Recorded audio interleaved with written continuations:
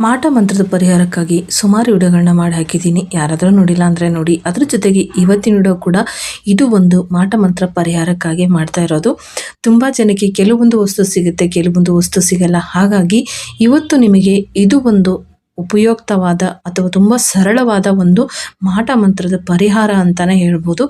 ಮಾಟ ಮಂತ್ರಕ್ಕೆ ಅಷ್ಟೇ ಅಲ್ಲ, ಪ್ರತಿಯೊಂದಕ್ಕೂ ಇದು ಉಪಯೋಗ ಬರುವಂಥದ್ದು. ಇದು ಏನು ಅಂತ ಇವತ್ತಿನ ವಿಡಿಯೋದಲ್ಲಿ ತಿಳಿಸ್ಕೊಡ್ತಾ ಇದ್ದೀನಿ. Welcome to Roja blog channel. ಎಲ್ಲರೂ ಹಿಂಗಿದ್ದೀರಾ, ಚೆನ್ನಾಗಿದ್ದೀರಾ ಅನ್ಕೊಂಡು ನಾನು ಕೂಡ ಸೂಪರ್ ಆಗಿದ್ದೀನಿ. ಬನ್ನಿ ಇವತ್ತಿನ ವಿಡಿಯೋನ ಶುರು ಮಾಡೋಣ. ಇಲ್ಲಿ ನೋಡ್ತಾ ಇರ್ಬೋದು ನೀವು, ನಾನು ಗಂಧನ ತೆಯ್ತಾ ಇದ್ದೀನಿ. ಗಂಧ ತೆಯ್ಯೋದು ಹೇಗೆ ಅಂತ ಕೆಲವೊಬ್ಬರಿಗೆ ಗೊತ್ತಿರಲ್ಲ. ಹಾಗೆ ಮತ್ತೆ ರೆಡಿಮೇಡ್ ಗಂಧ ಕೂಡ ಇವಾಗ ಅಂಗಡಿಯಲ್ಲಿ ಸಿಗ್ತಾ ಇದೆ, ಅದು ಕೂಡ ತಗೊಂಡ್ಬರ್ಬೋದು. ಅಥವಾ ನಿಮಗೆ ಮನೆಯಲ್ಲಿ ಈ ಥರ ಶ್ರೀಗಂಧ ಇದ್ರೆ ತೆಯ್ಯೋಕ್ಕೆ ಇದನ್ನು ಕೂಡ ಯಾವ ರೀತಿ ತೆಯ್ಯೋದು ಅಂತ ಫಸ್ಟ್ ಹೇಳ್ಬಿಡ್ತೀನಿ. ಇದರಿಂದ ಉಪಯೋಗ ಏನಂತ ಮುಂದೆ ಹೇಳ್ತಾ ಬರ್ತೀನಿ. ಇದು ನೋಡಿ, ಈ ರೀತಿ ಫಸ್ಟು ನಮ್ದೇನು ಶಾನಿ ಕಲ್ಲು ಇರುತ್ತಲ್ಲ, ನನ್ನ ಹತ್ರ ಚಿಕ್ಕ ಕಲ್ಲಿದೆ. ನಾನು ಶಾನಿ ಕಲ್ಲೇ, ಆದರೆ ಅದು ಏನಂದ್ರೆ ಚಿಕ್ಕದಾಗಿದೆ, ಮನೆಯಲ್ಲಿ ಇರುವಂಥದ್ದೇ ನಾನು ಬಳಸ್ತಾ ಇದ್ದೀನಿ. ನಿಮಗೆ ಅಂಗಡಿಗಳಲ್ಲಿ ಇದಕ್ಕಿಂತ ದೊಡ್ಡ ರೌಂಡ್ ಆಗಿರೋ ಕಲ್ಲುಗಳನ್ನ ಸಿಗುತ್ತೆ. ಆಮೇಲೆ ಈ ಕಟ್ಟಿಗೆ ಕೂಡ ನಿಮಗೆ ಶ್ರೀಗಂಧದ ಕಟ್ಟಿಗೆ ಏನಿರುತ್ತಲ್ಲ, ಚೆಕ್ಕೆ, ಅದು ಕೂಡ ನಿಮಗೆ ಹೊರಗಡೆ ಸಿಗುತ್ತೆ. ಇದೇನಂದ್ರೆ ನಮ್ಮಲ್ಲಿ ಒಣಗಿದ ಮರ ಇತ್ತು, ಹಾಗಾಗಿ ಅದರಿಂದನೇ ಒಂದು ತುಂಡನ್ನು ನಾನು ತೆಗೆದುಕೊಂಡಿದ್ದೆ. ಇದು ನೋಡಿ, ತುಂಬ ಉಪಯೋಗ ಬರುವಂಥದ್ದು. ಅಥವಾ ಎಷ್ಟು ಶ್ರೇಷ್ಠ ಅಂದರೆ ಶ್ರೀಗಂಧ ನಿಮಗೆ ಗೊತ್ತಿದೆ. ಇಲ್ಲಿ ಬ್ರಹ್ಮಾಂಡದಲ್ಲಿ ಒಂದು ಭಗವಂತನಿಗೆ ಅರ್ಪಿಸುವಂಥ ಈ ಒಂದು ಶ್ರೀಗಂಧ ಶ್ರೀಕೃಷ್ಣ ಪರಮಾತ್ಮನಿಗೆ ಮತ್ತು ರಾಯರಿಗಾಗಲಿ, ಒಂದು ನಮ್ಮ ಜೈನ ಧರ್ಮದಲ್ಲಿ ಎಲ್ಲದಕ್ಕೂ ಕೂಡ ಒಂದು ಬಳಸುವಂಥ ಈ ಶ್ರೀಗಂಧ ತುಂಬ ಶ್ರೇಷ್ಠವಾಗಿದ್ದು.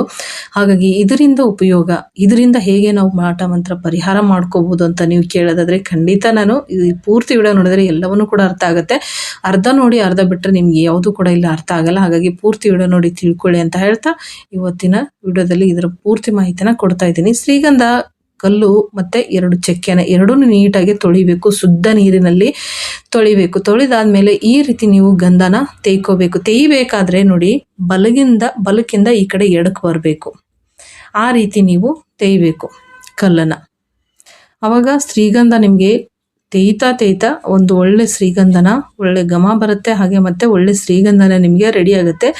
ಶ್ರೀಗಂಧ ತೆಯ್ಯಬೇಕಾದ್ರೆ ನಿಮ್ಮ ಭಕ್ತಿಯಿಂದ ತೆಯ್ಯಬೇಕಾಗತ್ತೆ. ಭಕ್ತಿಯಿಂದ ತೆಯ್ಯಬೇಕಾದ್ರೆ ಒಂದು ಭಗವಂತನ ನಾಮ ಹೇಳಿಕೊಂಡು ಆ ಶ್ರೀಗಂಧ ತೆಯ್ಯೋದ್ರಿಂದ ನಿಮ್ಮ ಮನಸ್ಸಲ್ಲಿ ಅಥವಾ ನಿಮ್ಮ ಮೈಯಲ್ಲಿರುವ ನಕಾರಾತ್ಮಕ ಶಕ್ತಿ ಏನಿರುತ್ತಲ್ಲ, ಅದು ಎಲ್ಲವೂ ಕೂಡ ಹೊರಟು ಹೋಗುತ್ತೆ. ಪ್ರತಿದಿನ ಈ ರೀತಿ ಮಾಡ್ತಾ ಬಂದರೆ ಕೆಟ್ಟ ದೃಷ್ಟಿ ಅನ್ನೋದು ನಿಮ್ಮ ಮನೆಯಲ್ಲಿ ಮತ್ತು ನಿಮ್ಮ ಮನಸ್ಸಲ್ಲಿ, ನಿಮ್ಮ ಮೈಯಲ್ಲಿ ಇರೋದಿಲ್ಲ.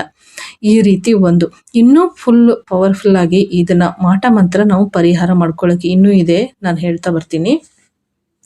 ಮತ್ತೆ ಶ್ರೀಗಂಧ ನೀವು ಕಾಲಲ್ಲಿ ಹಾಕಿ ತುಳಿಯೋದು ಚೆನ್ನಾಗಿರಲ್ಲ. ಹಾಗಾಗಿ ನೀವು ಒರೆಸಿದ ಏನು ಗಂಧ ತೆಗೆದಿರ್ತೀರ ಆ ಜಾಗವನ್ನು ನೀಟಾಗಿ ಒಂದ್ಸತಿ ಕ್ಲೀನಾಗಿ ಒರೆಸ್ಕೊಂಬಿಡಿ. ಯಾಕಂದರೆ ಭಗವಂತನಿಗೆ ಅರ್ಪಿಸುವಂಥ ಶ್ರೀಗಂಧ ಕಾಲಲ್ಲಿ ತುಳಿಬಾರ್ದು. ಹಾಗಾಗಿ ಅದನ್ನು ನೀಟಾಗಿ ಒರೆಸ್ಕೊಂಡದಾದ್ಮೇಲೆ ನಾನಿಲ್ಲಿ ನೋಡಿ, ಇಲ್ಲಿ ನಾವು ದೇವರಿಗೆ ಹಣೆಗೆ ಇಡ್ತೀವಿ, ಫೋಟೋಕ್ಕೆಲ್ಲ ಇಡ್ತಾ ಇರ್ತೀವಿ.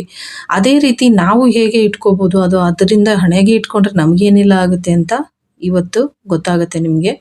ಹಾಗೆ ಇಲ್ಲಿ ನೋಡ್ತಾ ಇರ್ಬೋದು, ನಾನು ರಾಯರ ಪೂಜೆ ಮಾಡ್ತಾ ಇದ್ದೀನಿ ಇವತ್ತು ಗುರುವಾರ. ರಾಯರಿಗೆ ಗೊತ್ತಲ್ವಾ ಶ್ರೀಗಂಧ ಅಂದರೆ ಎಷ್ಟು ಶ್ರೇಷ್ಠ, ಎಷ್ಟು ಇಷ್ಟ ಅಂತ ಹೇಳ್ಬಿಟ್ಟು ಕುಂಕುಮ ಅಂತ ಇಡೋದಿಲ್ಲ, ರಾಯರಿಗೆ ತೆಗೆದಿರುವಂಥ ಗಂಧನೇ ಇಡ್ತಾರೆ. ಗಂಧ ಇಡಬೇಕಾದ್ರೆ ಬಳಸ್ಕೊಳ್ಳುವಂಥ ಬೆರಳು, ಯಾವುದ್ಯಾವುದೋ ಬೆರಳಲ್ಲಿ ನಾವು ಶ್ರೀಗಂಧನ ಇಡಬಾರ್ದು. ಉಂಗುರ ಬೆರಳಿಂದ ಮಾತ್ರ ನಾವು ಶ್ರೀಗಂಧನ ದೇವ್ರ ಹಣೆಗೆ ಇಡಬೇಕು. ಯಾವ ದೇವರಿಗೆ ಇಟ್ಟರು ಕೂಡ ಅಷ್ಟೇ, ಕುಂಕುಮ ಆಗಲಿ ಅಥವಾ ಶ್ರೀಗಂಧ ಆಗಲಿ, ನಾವು ಉಂಗುರ ಬೆರಳನ್ನೇ ಬೆಳೆಸ್ಬೇಕಾಗತ್ತೆ. ಅದರಿಂದ ಒಂದು ಒಳ್ಳೆ ಶ್ರೇಷ್ಠವಾದದ್ದು ಬೆರಳು.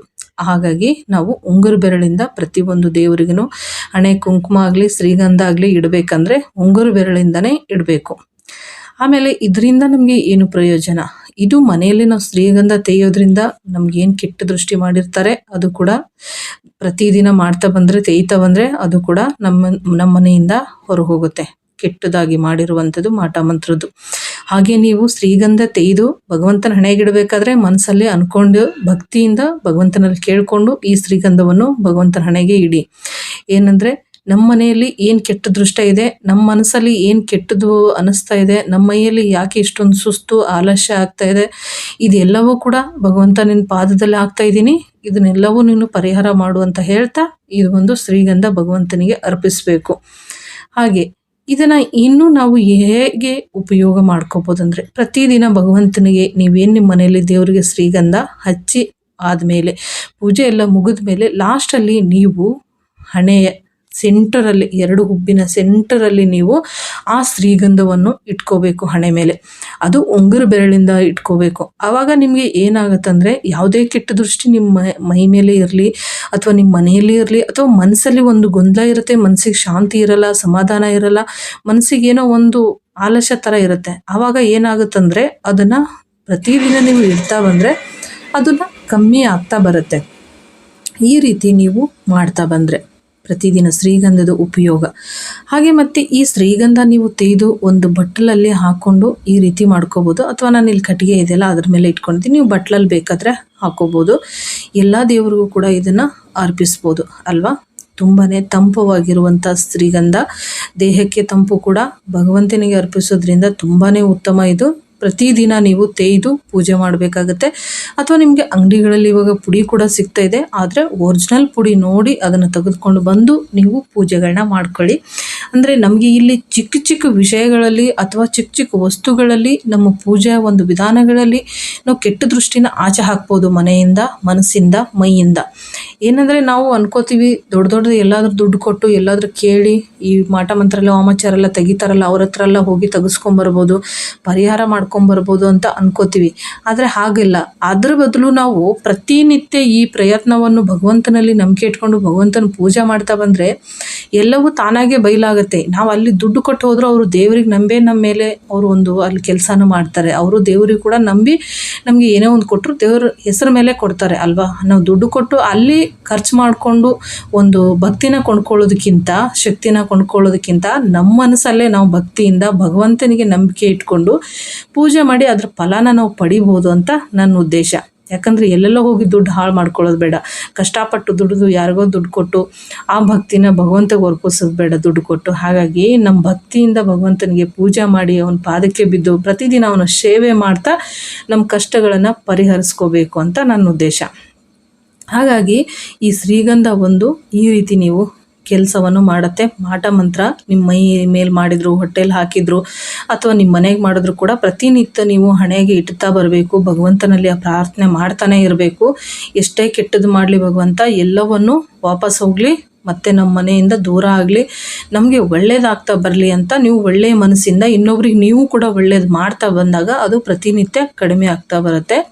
ಹಾಗೆ ಮತ್ತು ನೀವು ಈ ಶ್ರೀಗಂಧ ಯಾವುದೇ ಒಂದು ಕೆಟ್ಟ ದೃಷ್ಟಿ ಮನೆ ಒಳಗೆ ಬರಬಾರ್ದು ಅಂತ ನೀವು ಅಂದ್ಕೊಂಡಿದ್ರೆ ಇದನ್ನು ನೀವೇನು ಮಾಡಬೇಕಂದ್ರೆ ತೆಗೆದಿರುವಂಥ ಶ್ರೀಗಂಧ ಅಥವಾ ಅಂಗಡಿಯಿಂದ ತೊಗೊಂಬಂದಿರುವಂಥ ಶ್ರೀಗಂಧ ಒಂದು ಚಿಕ್ಕ ಬೌಲಿನಲ್ಲಿ ಹಾಕ್ಕೊಂಡು ಒಂದಿಷ್ಟು ನೀರು ಹಾಕ್ಕೊಂಡು ಹೊಸ್ತಲ ಮೇಲೆ ಹಾಕಿ, ಹೊಸ್ತಲ ಮೇಲೇ ಹಾಕಬೇಕು, ಕೆಳಗಡೆ ತುಳಿಬಾರ್ದು ನೋಡಿ. ಹಾಗಾಗಿ ಆ ಕಡೆ ಈ ಕಡೆ ಬೀಳದೇ ಇರೋ ಥರ ಹೊಸ್ತಲ ಮೇಲೆ ಲೈನಾಗಿ ನೀವು ಹೊಸ್ತಲ ಮೇಲೆ ಶ್ರೀಗಂಧದ ನೀರನ್ನು ಹಾಕ್ಕೊಂಡು ಬಂದರೆ ನಿಮ್ಮ ಮನೆಗೆ ಯಾವುದೇ ಕೆಟ್ಟ ದೃಷ್ಟಿ ಮತ್ತು ನಕಾರಾತ್ಮಕ ಶಕ್ತಿ ಅಥವಾ ಈ ಥರ ಮಾಟ ಮಂತ್ರ ಮಾಡಿರೋದು ಯಾವುದೂ ಕೂಡ ಇಲ್ಲಿ ಬರೋದಿಲ್ಲ.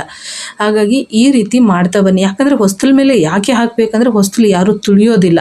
ಹಾಗಾಗಿ ನೀವು ಇದನ್ನು ಹೊಸ್ತಲ ಮೇಲೆ ಹಾಕ್ತಾ ಬಂದರೆ ಖಂಡಿತ ನಿಮ್ಮ ಮನೆಯಲ್ಲಿರುವಂಥ ಕೆಟ್ಟ ದೃಷ್ಟಿ ಹೋಗುತ್ತೆ. ಹಾಗೆ ಪ್ರತಿದಿನ ಹಣೆಗೆ ಇಟ್ಕೊಳ್ಳೋಕೆ ಹೇಳಿದ್ನಲ್ಲ, ಹಣೆಗೆ ಇಟ್ಕೊಳ್ಳೋದ್ರಿಂದ ಮನಃಶಾಂತಿ ಇರುತ್ತೆ, ಮನಸ್ಸಿಗೆ ಒಳ್ಳೆ ಖುಷಿ ಕೊಡುತ್ತೆ, ನೆಮ್ಮದಿ ಇರುತ್ತೆ. ಪ್ರತಿದಿನ ಈ ರೀತಿ ನೀವು ಮಾಡ್ತಾ ಬನ್ನಿ. ಖಂಡಿತ ಇದರಿಂದ ನಿಮ್ಮ ಮನೆ ಕಷ್ಟವನ್ನು ಎಲ್ಲವೂ ಪರಿಹಾರ ಆಗುತ್ತೆ. ಹಾಗೆ ಶುಕ್ರವಾರ, ಮಂಗಳವಾರ ನಾನು ಹಿಂದಿನ ವಿಡಿಯೋದಲ್ಲಿ ಹೇಳಿದ್ದೆ ದೀಪ ಹಚ್ಚೋಕ್ಕೆ. ಅದೇ ರೀತಿ ನೀವು ತುಪ್ಪು ದೀಪ ನೋಡಿ, ಇವತ್ತು ನಾನು ತುಪ್ಪು ದೀಪನ ಹಚ್ತಾ ಇದ್ದೀನಿ. ಹಿಂದಿನ ವಿಡಿಯೋದಲ್ಲಿ ಹೇಳಿದ್ದೆ ನಾನು ತುಪ್ಪು ದೀಪ ಹಚ್ಚೋಷ್ಟು ಶಕ್ತಿ ನನ್ನ ಹತ್ರ ಇಲ್ಲ, ನಾನು ಎಣ್ಣೆ ದೀಪನ ಹಚ್ತೀನಿ ಅಂತ ಹೇಳಿದ್ದು 2 ವಾರನೇ ಅಷ್ಟೇ. ಇವತ್ತು ನಾನು ತುಪ್ಪು ದೀಪ ಹಚ್ಚಂಗಾಗಿದೆ. ಅಂದರೆ ನಾನು ಭಗವಂತನಲ್ಲಿ ಇಟ್ಟಿರುವ ನಂಬಿಕೆ, ಅವರಿಗೆ ಪೂಜಿಸ್ತಿರುವ ಪೂಜೆ ಫಲವನ್ನು ಎಲ್ಲವೂ ಕೂಡ ನನಗೆ ಸಿಗ್ತಾ ಇದೆ. ಹಾಗಾಗಿ ಈ ದಿನ ನೋಡಿ ನಾನು ಗುರುವಾರ ರಾಯರ ಪೂಜೆ ಮಾಡಿ ಹೊಸ್ತಲ ಮುಂದೆ ಒಂದು ಈ ಥರ ತುಪ್ಪು ದೀಪವನ್ನು ಹಚ್ಚಿದ್ದೀನಿ. ಈ ರೀತಿ ಹಚ್ಚೋದ್ರಿಂದ ಕೂಡ ನಿಮ್ಮ ಮನೆಯಲ್ಲಿರುವಂಥ ಕೆಟ್ಟ ದೃಷ್ಟಿಗಳು ಎಲ್ಲವೂ ಕೂಡ ಆಚೆ ಹಾಕ್ಬೋದು. ಮಾಟ ಮಂತ್ರ ಎಂಥದೇ ಮಾಡಲಿ ಎಲ್ಲವೂ ಕೂಡ ನಿಮಗೆ ಪರಿಹಾರ ಆಗುತ್ತೆ. ಈ ರೀತಿ ಶುಕ್ರವಾರ, ಮಂಗಳವಾರ ಮಾಡ್ಕೊಳ್ಳಿ ಅಥವಾ ನಿಮ್ಮ ಮನೆ ದೇವ್ರ ವಾರದ ದಿನ ಈ ರೀತಿ ಸಾಯಂಕಾಲ ಬೆಳಗ್ಗೆ ಒಂದು ದೀಪವನ್ನು ಹಚ್ಚಿಡಿ. ಬೆಳಗ್ಗೆ ಹಚ್ಚಲ್ಲ ಅಂದರೆ ಸಾಯಂಕಾಲ ಆದರೂ ಹಚ್ಚಿ. ಯಾಕಂದರೆ ನಾನು ಬ್ರಾಹ್ಮಿ ಮುಹೂರ್ತದಲ್ಲಿ ಪೂಜೆ ಮಾಡ್ತಾ ಇರೋದ್ರಿಂದ ಇನ್ನೂ ಕತ್ಲಿರುತ್ತೆ, ದೀಪ ನನಗೆ ತುಂಬ ಚೆನ್ನಾಗಿ ಅನಿಸುತ್ತೆ. ಹಾಗಾಗಿ ನಾನು ಈ ದೀಪವನ್ನು ಹಚ್ಚಿದ್ದೀನಿ. ನೀವು ಕೂಡ ಅಷ್ಟೇ ಬ್ರಾಹ್ಮಿ ಮುಹೂರ್ತದಲ್ಲಿ ಪೂಜೆ ಮಾಡಿದ್ರೆ ಖಂಡಿತ ಹಚ್ಚಿ, ಹಾಗೆ ಸಾಯಂಕಾಲ ಕೂಡ ಹಚ್ಚಿ. ಈ ನಿಮ್ಮ ಮಾಹಿತಿ ಇಷ್ಟ ಆಗಿದೆ ಅನ್ಕೋತೀನಿ. ಮತ್ತು ಇನ್ನೂ ಹೊಸ ಮಾಹಿತಿ ನಿಮಗೆ ಬೇಕಂದರೆ ಖಂಡಿತ ಕಮೆಂಟ್ ಮಾಡಿ ತಿಳಿಸಿ. ಖಂಡಿತ ಅದ್ರ ವಿಡಿಯೋಗಳನ್ನ ನಾನು ಮಾಡಿ ಹಾಕ್ತೀನಿ. ಇಷ್ಟ ಆಗಿದ್ರೆ ಈ ವಿಡಿಯೋ ಒಂದು ಲೈಕ್ ಮಾಡಿ, ನಿಮ್ಮ ಅನಿಸಿಕೆನೆ ಕಮೆಂಟ್ ಮಾಡಿ ತಿಳಿಸಿ. ನಮ್ಮ ಚಾನಲ್ ಇನ್ನೂ ಯಾರೆಲ್ಲ ಸಬ್ಸ್ಕ್ರೈಬ್ ಮಾಡ್ಕೊಂಡಿಲ್ಲ ಚಾನಲ್ನ ಸಬ್ಸ್ಕ್ರೈಬ್ ಮಾಡ್ಕೊಳ್ಳಿ ಅಂತ ಕೇಳ್ತಾ, ಮತ್ತು ಹಿಂದೆ ಇನ್ನೂ ತುಂಬ ವಿಡಿಯೋಗಳನ್ನ ಹಾಕಿದ್ದೀನಿ, ಪವರ್ಫುಲ್ ವಿಡಿಯೋಗಳನ್ನ ಮಾಟ ಮಂತ್ರದ್ದು. ಯಾರಾದರೂ ನೋಡಿಲ್ಲ ಅಂದರೆ ಹೋಗಿ ನೋಡಿ ಅಂತ ಕೇಳ್ತಾ ಇವತ್ತಿನ ವಿಡಿಯೋನ ಇಲ್ಲಿಗೆ ಎಂಡ್ ಮಾಡ್ತಾ ಇದ್ದೀನಿ. ನಮಸ್ಕಾರ. ಮತ್ತು ಖಂಡಿತ ವಿಡಿಯೋ ಯಾವ ರೀತಿ ಬಂದಿದೆ ಅಂತ ನನಗೆ ಕಮೆಂಟ್ ಮಾಡಿ ತಿಳಿಸಿ. ನಿಮಗೆ ಏನೇ ಡೌಟ್ ಇದ್ದರೂ ಕೂಡ ನನಗೆ ಕಮೆಂಟ್ ಮಾಡಿ ಕೇಳಿದ್ರೆ ಖಂಡಿತ ನಾನು ಅದಕ್ಕೆ ರಿಪ್ಲೈ ಮಾಡೇ ಮಾಡ್ತೀನಿ. ಇವತ್ತಿನ ವಿಡಿಯೋ ನಿಮಗೆ ಇಷ್ಟ ಆಗಿದ್ರೆ ಪ್ಲೀಸ್ ಅನಿಸಿಕೆನ ತಿಳಿಸಿ.